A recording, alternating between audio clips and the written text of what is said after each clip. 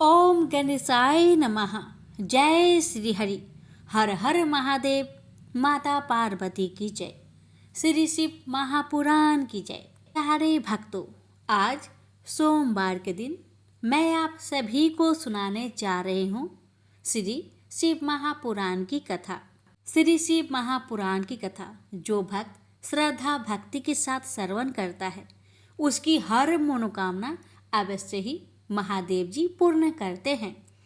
इसलिए इस कथा को बड़े ही श्रद्धा भाव से पूरा अवश्य सुनिएगा। यह कथा है शिव पुराण के श्रवण से देवराज को शिव लोक की प्राप्ति की कथा। प्यारे भक्तों, हमारी आपसे निवेदन है कि कथा सुनकर कमेंट बॉक्स में भोलेनाथ जी की जयकारा अवश्य लगाए। कथा। शौनक जी बोले, हे महाभाग सूत जी, आप धन्य हैं, परमार्थ तत्व के ज्ञाता हैं। आपने कृपा करके हम लोगों को यह बड़ी अद्भुत एवं दिव्य कथा सुनाई है। हमने यह पाप नाशिनी मन को पवित्र करने वाली और भगवान शिव को प्रसन्न करने वाली अद्भुत कथा सुनी। भूतल पर इस कथा के समान कल्याण का सर्वश्रेष्ठ साधन दूसरा कोई नहीं है। यह बात हमने आज आपकी कृपा से निश्चय पूर्वक समझ ली है।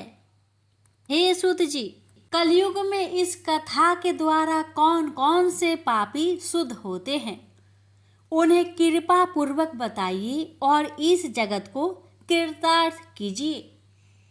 सूत जी बोले, हे मुने, जो मनुष्य पापी, दुराचारी, खल तथा काम क्रोध आदि में निरंतर डूबे रहने वाले हैं, वे भी इस पुराण से अवश्य शुद्ध हो जाते हैं। यह कथा वास्तव में उत्तम ज्ञान यज्ञ है जो सदा सांसारिक भोग और मोक्षों को देने वाला है, सभी पापों को नष्ट करने वाला है और भगवान शिव को प्रसन्न करने वाला है। जो अत्यंत लालची, सत्य विहीन, अपने माता पिता से देश करने वाले, पाखंडी तथा हिंसक वृत्ति के हैं, वे भी इस ज्ञान यज्ञ से शुद्ध हो जाते हैं। अपने वर्णाश्रम धर्म का पालन न करने वाले और ईर्ष्याग्रस्त लोग भी काली काल में इस ज्ञान यज्ञ के द्वारा पवित्र हो जाते हैं। जो लोग छल कपट करने वाले, क्रूर स्वभाव वाले और अत्यंत निर्दयी है, कलयुग में भी इस अज्ञान से शुद्ध हो जाते हैं। ब्राह्मण के धन से पलने वाले तथा निरंतर व्यभिचारण परायण जो लोग हैं, वे भी इस ज्ञान यज्ञ से इस कली काल में भी पवित्र हो जाते हैं।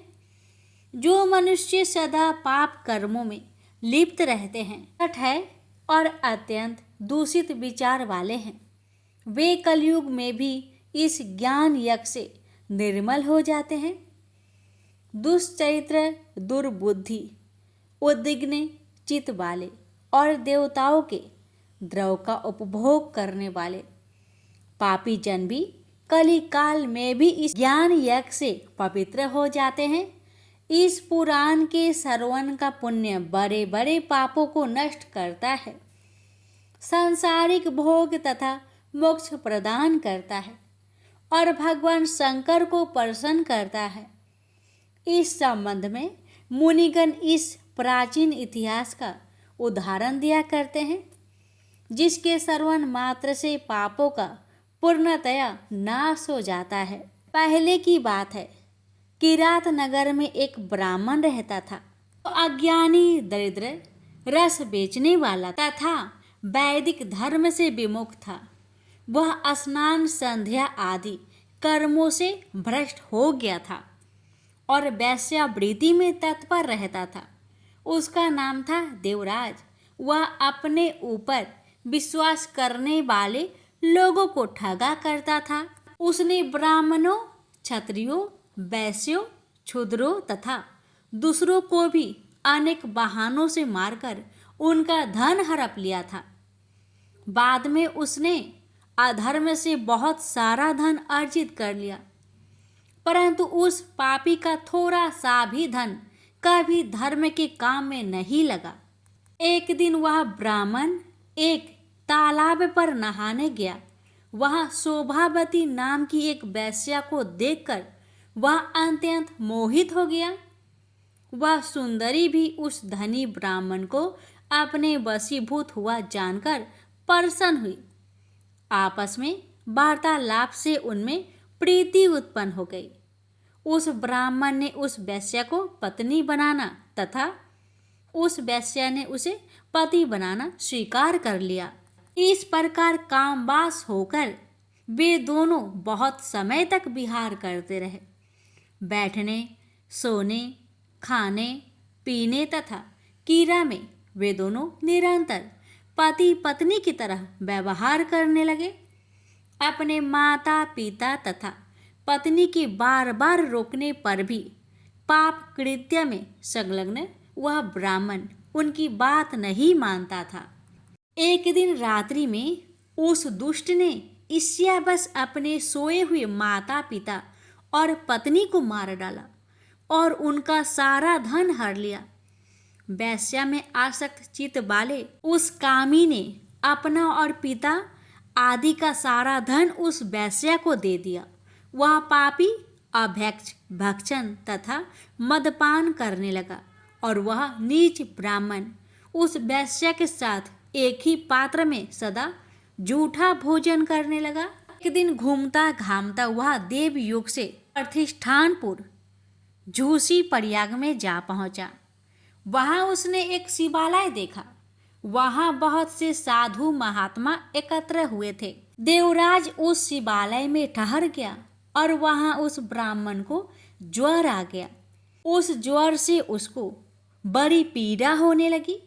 वहां एक ब्राह्मण देवता शिव पुराण की कथा सुना रहे थे।